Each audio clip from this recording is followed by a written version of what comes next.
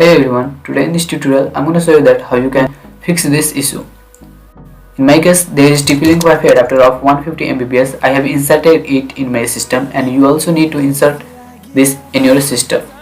And you can see only one Wi-Fi is here. Then we need to download the driver for the Wi-Fi adapter from the internet.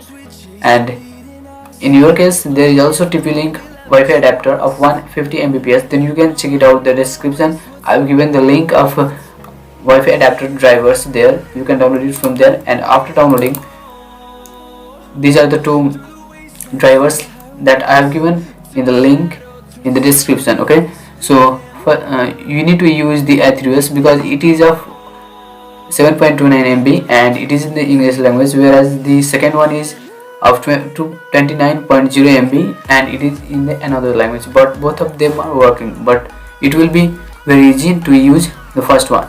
So I'll right click on here and then I'll press on the extract to its folder. New folder has been created, and in my case there is 64-bit of my window, so I'll press on the 64. Then after I'll copy the path here, Control C. Okay, then after I will move toward the device manager and you can see this is the USB.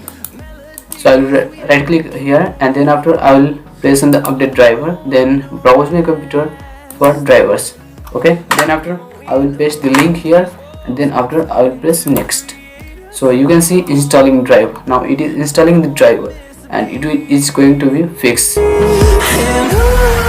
So you can see Windows has successfully updated your driver and it is of the Qualcomm A3s. My type is AR9271 wireless Wi-Fi adapter. So I will close it and you can see in the Wi-Fi section there is two Wi-Fi of Wi-Fi 1 and Wi-Fi 2. It means that you have successfully installed your driver of the Wi-Fi adapter, and you can also check it out here. Qualcomm A3s AR9271, it is present here, so it has been done. So this concludes the video. Thank you for watching.